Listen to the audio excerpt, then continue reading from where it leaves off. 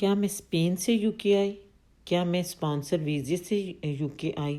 تو آپ نے میری ویڈیو کو فل واچ کرنا ہے، کہیں مت جائیے گا۔ السلام علیکم ایوری ون، آئی ہوپ آپ سب ٹھیک ٹھاک ہوں گے۔ یہاں کا آپ ویدر دیکھ رہے ہیں کتنا پیارا ہے۔ یہاں پر میں بچوں کو اسکول کا ٹائم ہو رہا تھا، ان کو لینے کے لیے آئی ہوں، اور میں نے ہاتھ میں بریڈ پکڑی ہوئی ہے جو کہ میں اوپر جا کے ڈکس کو ڈالوں گی۔ تو یہاں پر باہر فوڈ کو پھینکنا بھی الاؤڈ نہیں ہے، تو اس لیے میں جب بھی یہاں پر پارک آتی ہوں تو اپنے ساتھ بریڈ بھی ساتھ لے کے آتی ہوں اور ان ڈکس کو ڈال دیتی ہوں۔ تو چلو جی آؤ، میں آج آپ کو اپنے بارے میں بتاتی ہوں کہ میں کیا اسپین سے یو کے آئی ہوں یا پاکستان سے وزٹ ویزے سے آئی ہوں۔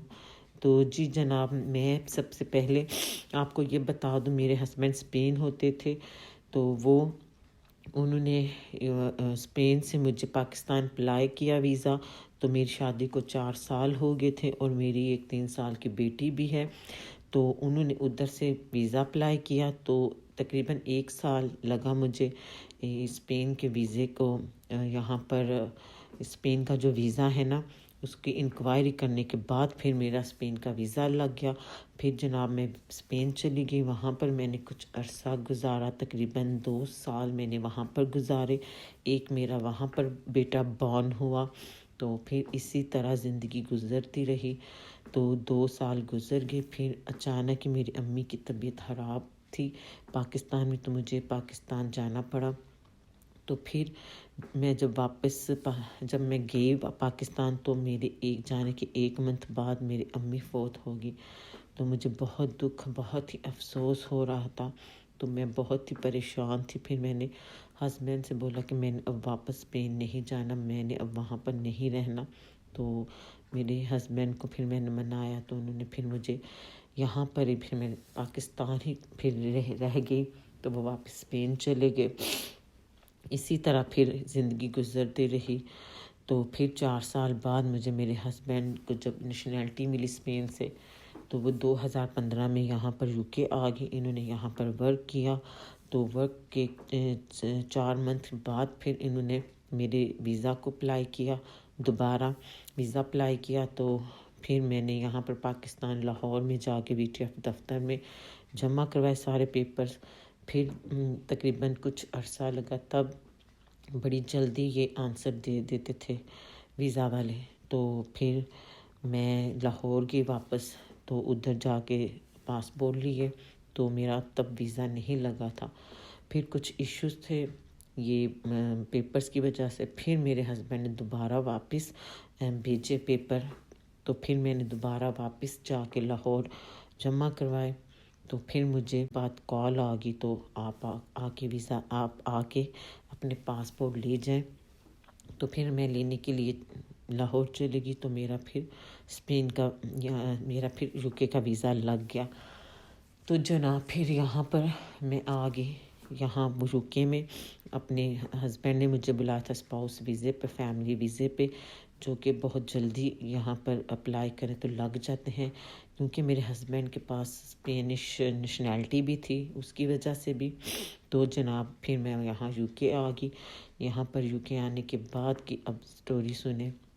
یہاں پر یو کے آنے کے بعد پھر میری 2 جو بچے تھے ان کو اسکول میں داخل کروایا، پھر ان کو لے کے آنا، چھوڑ کے آنا، تو پھر اسی طرح زندگی گزرتی رہی۔ میرے ہسبینڈ نے بہت زیادہ سٹرگل کی، تو بیچ میں ہم نے یہ بھی پلان کیا تھا کہ یہاں یو کے میں ہم نہیں رہیں گے، تو پھر کچھ عرصہ گزرا کہ ہم واپس چلے جائیں، واپس پاکستان ہم نے پلان بنا لیا۔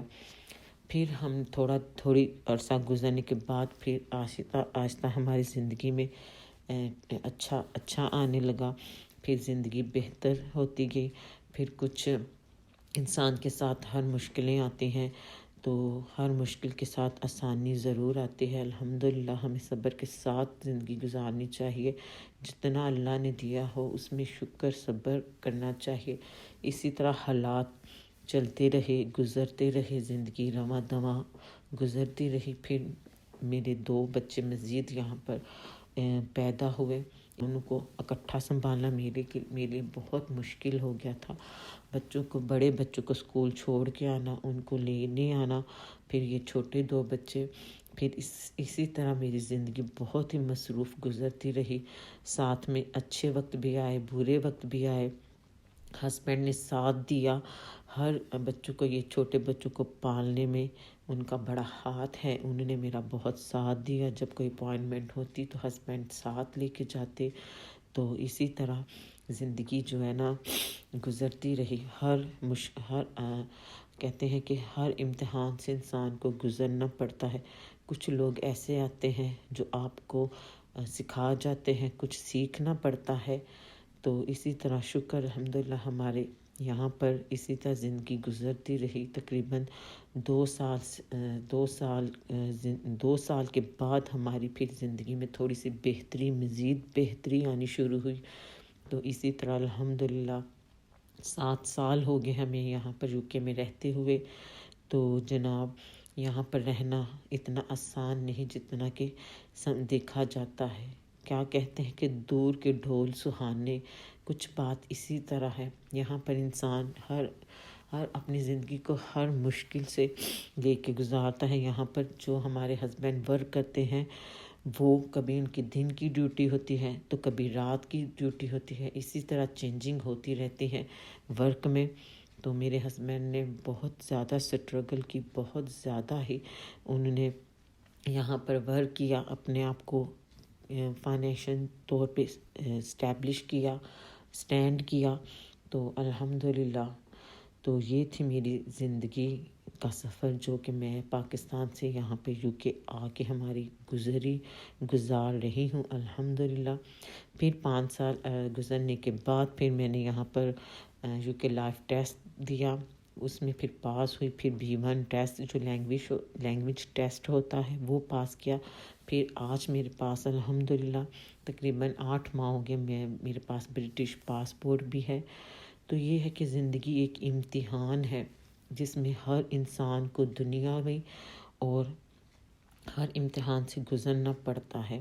تو ہمیں ہر امتحان میں صبر کے ساتھ اپنا کرنا چاہیے، صبر کے ساتھ زندگی گزارنی چاہیے. تو امید ہے آپ کو میری یہ ویڈیو پسند آئی ہوگی. تو میری جو نئے دیکھنے والے ہیں میرے چینلز کو سبسکرائب کریں. تو اور مجھے کمنٹس میں ضرور بتائیے گا کہ آپ کو یہ میری ویڈیو کیسی لگی. تو میں کہتی ہوں انسان جہاں بھی ہو ہمیں شکر ادا کرنا چاہیے کہ اللہ نے ہمیں اس سے نوازا ہے. تو ہمیں ہر حال میں شکر ادا کرنا چاہیے. یہ نہیں دیکھنا چاہیے کہ اگلے کے پاس وہ ہے تو ہمارے پاس بھی ہو. تو ہم نے تو اسی طرح مشکل حالات کا مقابلہ کیا. تو اب نیکسٹ ویڈیو میں نئی ویڈیو دیکھنے کے لیے مجھے اجازت دیجیے. اللہ حافظ.